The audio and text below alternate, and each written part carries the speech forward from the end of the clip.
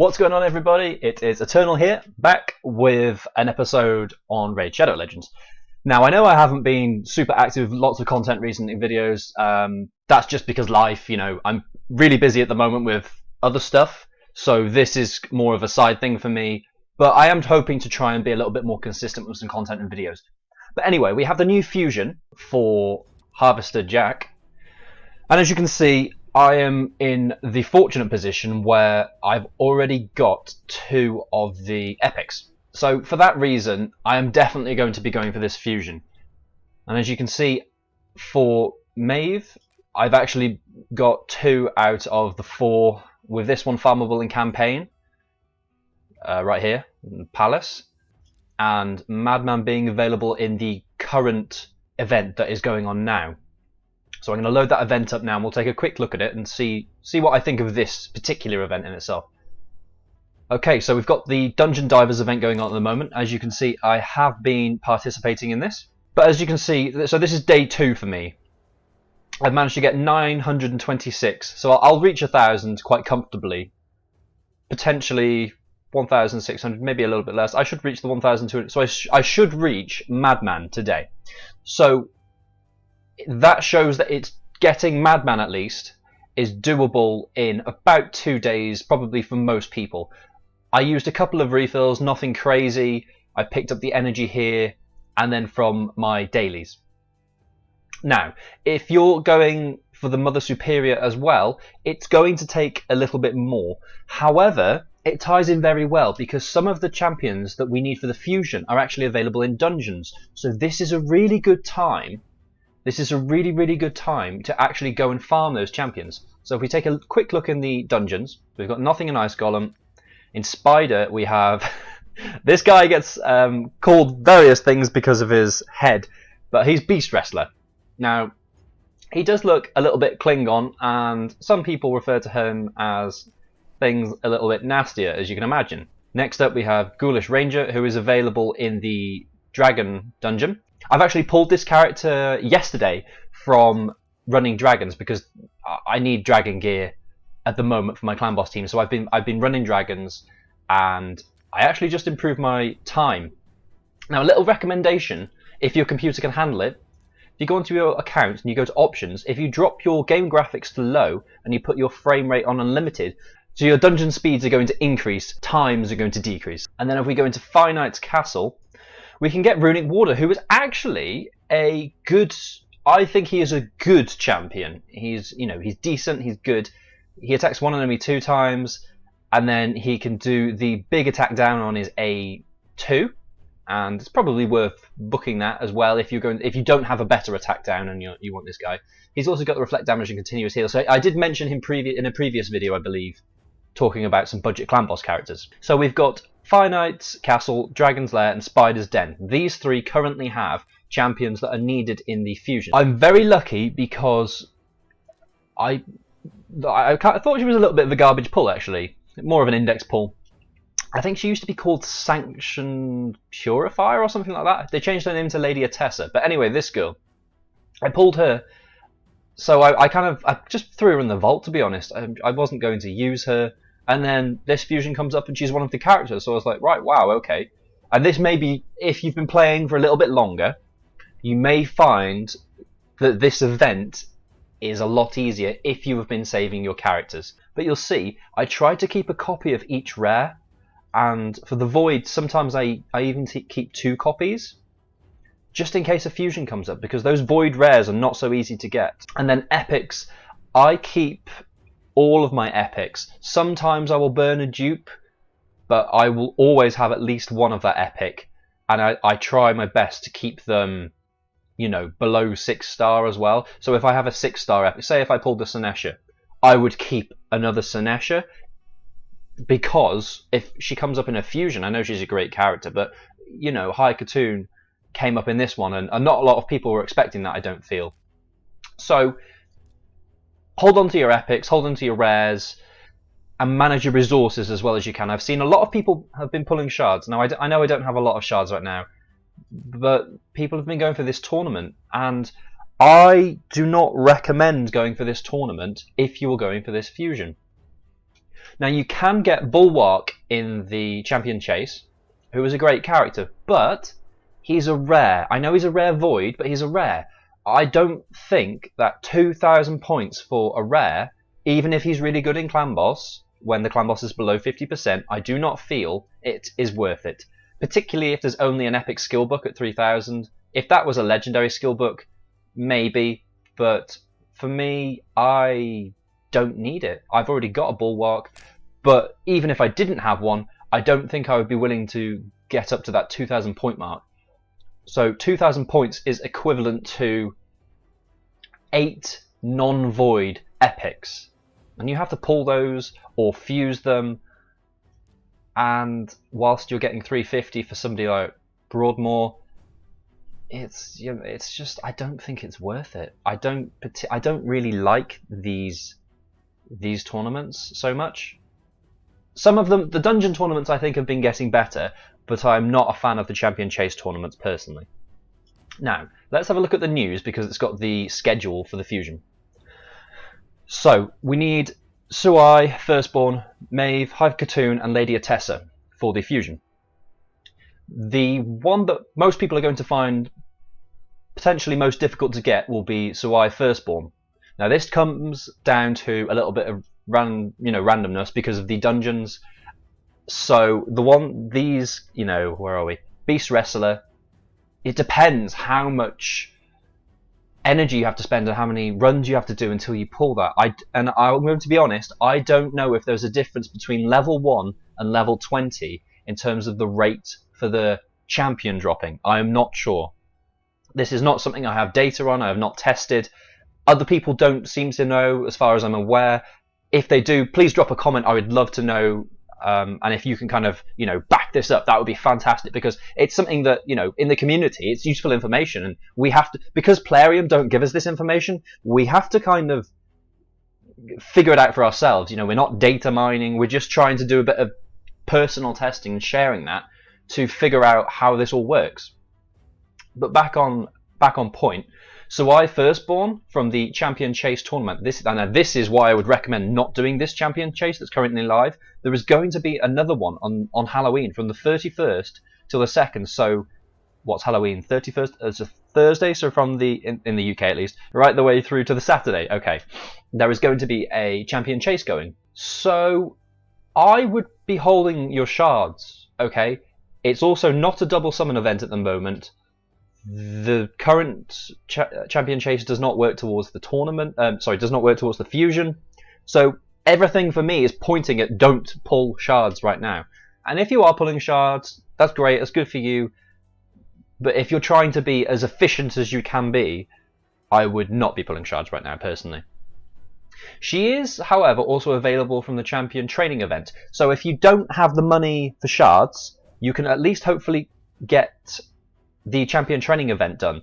I typically find energy is a bit cheaper than shards, and rightfully so. So I'm hoping the Champion Training event is going to be less expensive for the players than perhaps the Champion Chase tournament would be. Now, I know that comes down to luck. You could pull 10 Ancients, and you could pop 2 Legendaries, and there's 1,000 points for you right there. So it's difficult to... There's more randomness in the Champion Chase tournament, whereas the Champion Training event is a very much kind of... You can calculate. It will take this much energy to do this, get this done, level these characters up. And you can also use the Champion Training event to level some of the characters up that you need for this fusion. So I think it ties in very well. I think... props to Plarium. I think this event is much better. And the reason being... They have not released a new champion that you could not possibly have had before, because I really didn't like that. I think a lot of players agree. It was a money grab. Unfortunately for Plarium, we're not stupid. Like, we know a money grab when we see one. We're humans. We can feel, we have that intuition. We know when a business is trying to milk us versus when a business is doing something good and beneficial for us or the community. And this is the same in all sorts of different businesses. We know a good deal. We're not stupid. We're humans. We learn. And this being the 3rd fusion, we've already had some previous fusions to kind of base our expectations off. And I would like to say, I feel that this fusion is living up to expectations for me personally. For a free-to-play player, this is going to be a bit more difficult. If you don't have the resources, don't worry too much. Grab some champions, do what you can do, help your progress. Champions such as Mother Superior are going to be, they're going to be pretty handy. Potentially Runic Warder. But I would just be, as a new player, just be focusing, keep doing what you're doing. Unless you're spending money and you're able to really... if you're able to really get into these events, it's going to be a bit trickier. And the more so for the players that have already got, like myself, I've already got High Katoon, I've already pulled Lady Atessa, this fusion is a lot easier. For a newer player that may not have these, there is still a pretty high barrier there. It's more obtainable, and I completely admit this is a more obtainable fusion, and I personally am going to go for it because I think the champion's awesome. I'm not going to focus too much on the schedule. Have a look at that yourself. So, have a look at the schedule, what you need, where you can get it from, and save and plan your resources based on that. It's the sensible thing to do. So, like I said, probably wouldn't be pulling shards right now. I have given some feedback in the official Discord because I believe that if you are using 4 5-star champions and you are ascending them all, I believe that this legendary you are fusing should be given to us at 6-star, because we are already using these champions, which we could potentially be using as food for another 6-star to get a 5-star legendary. So I would say that's my only critique on the fusion events, or on this fusion event. I've got other critiques, many critiques on the other ones that we previously had, but I feel that this one's better. I want to jump in, and I'm going to go to the Undead Hordes, and we're going to take a little look at Harvester Jack. So first off, I think he's pretty cool looking, right? He is a kind of pumpkin scarecrow model. He's got a kind of a... It looks... I don't want to say a makeshift scythe, but he's got a scythe thing going on there. Loving all this wispy art design. He's actually got, I believe, the starters' heads here. So who do we have there? Aethel, Elhain, Kale, and Galek, yeah. So he's actually beheaded the starter champions, and he's like, yo, what I like about this champion, I'm going to start listing some things I like, and we're going to take a look at his skills and, I'll give my opinion on him. Things I like about him immediately. He's spirit, great. We don't have enough spirit champions. I love that they're adding a few more in. Morley was spirit. I think this is great. Second thing, he is HP based, not attack. Fantastic. I don't like attack champions so much. I prefer HP and defense. Now, the interesting thing about HP, the fact that there are some skills and abilities that can kind of reduce HP a little bit, but an attack down or a defense down are not going to affect his damage. And what I mean by that is because each of his skills are based on HP, for places like Arena or Dungeons or anywhere like that, his damage is not going to be affected by these debuffs. So that in itself is really nice. I'm going to start off with his A1 and talk through his skills a little bit, and then I'll say where I think he could be usable or fun. Harvest of Fear. Attacks one enemy 3 times. We've got a 3-hit A1. Each hit has a 25% chance of stealing 1 random buff from the target. That's pretty cool. That's nice on an A1, right? So it's looking a little bit more like Raz in there. Each hit also has a 25% chance of placing a fear debuff for 1 turn if the target has no active buffs. Great. So if the target's got no buffs on, you've got a chance of placing fear on top of the chance of stealing a buff from the target. This chance increases to 100% if all buffs were stolen from the target. So if you have stolen all the buffs off the target, say he's got 1, 2 or 3, if you've stolen those buffs, you are 100% going to fear him. We can't click on the fear, unfortunately. It'd be nice if we could click on this and it gave us a little tooltip just to say exactly what it does. But to my understanding, fear has a chance of the character basically, let's say, flinching and kind of missing their turn. True fear, I believe, puts it on cooldown, whilst fear just has the chance of the flinch or kind of the turn skip or whatever you'd like to call it. So basically the character won't be able to take a turn and they'll just kind of go, ooh, that's really cool. I love that on an A1. A2, Dreams to Ash. Attacks all targets, places a block's debuff for 2 turns and targets under fear. So if they've got a fear on, you're going to be able to place a blocks buff as well. So this guy, as you can see, is starting to look like he's very orientated around buffs and debuffs and stealing buffs. So he is there to debilitate the opposition in terms of buffs. They're not able to get as many buffs and kind of beef themselves up. And he does an interesting ability here. So remove any increased attack buff from the target, replaces them with a decreased attack. Removes any continuous heal from the target and replaces them with a 5% poison debuff for 2 turns. So he is flipping. What he's doing is he's going, right, you've got a continuous heal, I'm going to give you a poison. You've got an increased attack, I'm going to give you a decreased attack. And immediately, somewhere that springs to mind is Clan Boss. The Clan Boss buffs itself with an attack up. So I don't think he's going to be fantastic, but he will if you don't have anyone better, or maybe you just want to try him out and see what he's like. He does have the ability to attack, flip. So from an increase to a decrease. So that's pretty significant. So the Clan Boss will be going through a 25% buff to a 50% debuff, which I think is amazing. And then for the poisons, the number of debuffs is equal to the number of continuous heal buffs removed. So a Bad L, for instance, with his continuous heals, you'd be able to flip those into poisons. So I think that's pretty interesting. Lord of Terror. Attack all enemies has a 75% chance of placing a True Fear debuff for 1 turn, and that's 100% when booked. Also places a 30% decreased speed debuff for 2 turns, and decreases each target's turn meter by 15% if the True Fear debuff is placed. And on top of this, has a 75% chance to place a Sleep debuff for 1 turn if the True Fear debuff is not placed. And again, if you book this, it goes up to 100%. Now I think this ability here is fantastic. It's on a 4-turn cooldown. His passive, Leering Grin, when attacked decreases the duration of all buffs on the attacker by 1 turn. So again, he's very buff and removing those buff focused. This is he's out there to steal your fun and just kind of take your heads and put debuffs on you and stuff. He is a cool character though. His speed and his HP are nice and high, which I think is great. We don't worry too much. We don't worry about his attack at all. His defense is a little bit low. It's not on the high side. I would say it's a little bit low for a legendary. But he is a HP based champion, so his damage will come from HP. But that does not mean you want to neglect his defense. The only thing is that I am not expecting this champion to hit hard. From people in chat that I've seen that have already fused him or pulled him, they're saying initially that his damage is not high. So he's probably going to be more of a debuffer. So, in terms of where I think he will be useful, he does have a attack one enemy 3 times on his A1. Finance 20 is Force. Harvester Jack is Spirit, so he's at an affinity advantage. He's going to help you with the waves.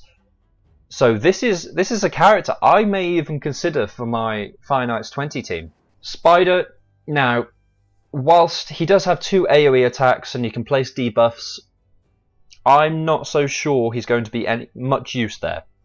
I don't think he's going to fit into a team. I could be mistaken, but this is my initial thoughts. I do not think he is going to be good in Spider. Dragon, you're going to be off affinity for Dragon 20, so you're going to be taking more damage, and the chance of landing your debuffs is not as high. So for that reason, I don't think he's going to be fantastic in Dragons 20, and I would probably not use him there. However, for stages 18 and 19, 16, where it's not magic, he's probably going to be pretty good. Ice Golem's Peak, I could see him being usable here. I obviously need to really give this a try, but I've not got the 20. But because he's the same affinity, he's both Spirit, I think he may be usable there, particularly on the trash. The boss itself, I'm not sure, because he's got ads, I can see there being usability there. It might be quite interesting, actually. In terms of gearing, because he has 2 AoEs, without books, 5-turn cooldown or 4-turn cooldown, but if he's got decent speed, so you'll probably be bumping his speed with somebody like Arbiter, Apothecary, Golden Reaper, whatever you're running as a speed and turn meter boost. He's probably going to get quite a lot of turns in, particularly as he has the True Fear and the decreased speed, and even the potential for a sleep on his Lord of Terror. His A3 is really fantastic. Where you want your books to be landing, I probably would say you want them to be landing on the A3 if you are going to book him. Let's talk about books. Do I think he's worth booking? Now that's a different story. My answer is honestly, no. I do not think he is worth booking. He takes 5 on his A3. He takes another 5 on his A2. And then he takes 4 on Harvest of Fear. 14 legendary books for a champion that is not... He's not a top 5 character. I don't believe he will be a top 5 character. I do not believe he will be meta changing or defining. I do not believe he alone will be able to completely change arena, or he'll be useful in faction wars, but I don't think he's going to like break it. But I do think because of his Lord of Terror and his debuffs and stuff, I think he's going to be really great in faction wars. But I don't think he's going to break it. I don't think he's... I could be mistaken. Maybe he is the character in Undead Hordes, along with Nethril, Stun Nethril or something like that, that he's just going to ruin it. Could be.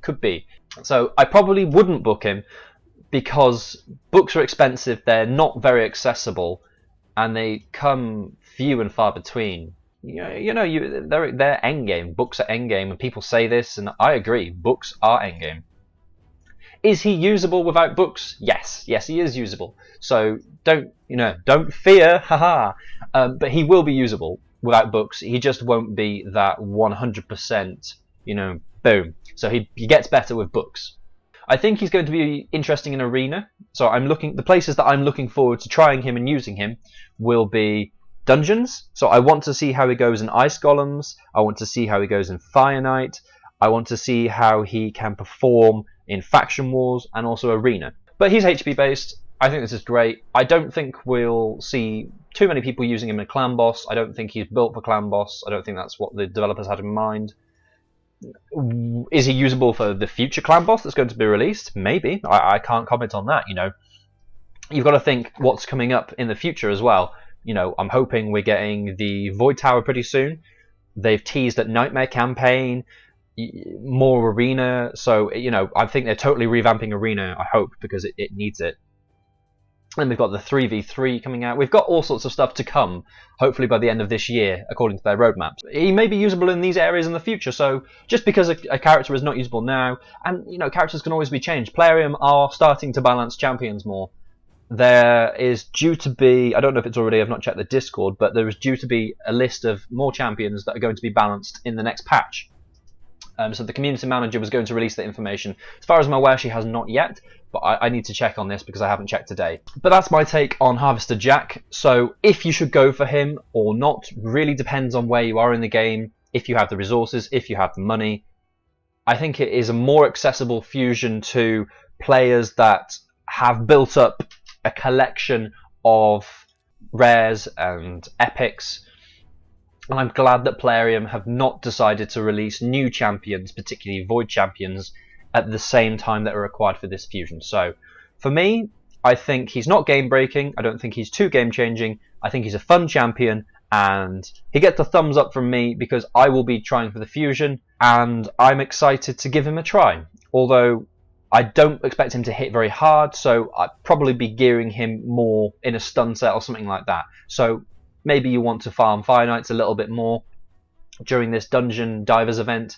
Get up your gear, your kind of gear selection, and hopefully the stun gear works on him quite well with the AoE, so he'll have that chance to sleep, fear, and all that. Anyway, I hope you enjoyed the video. I know I may have rambled and it may be a little bit long-winded, but just kind of wanted to get a video out on this event and this fusion and talk about Harvester Jack a little bit and what I think. So thank you very much for watching. And that's me out. See you in the next one.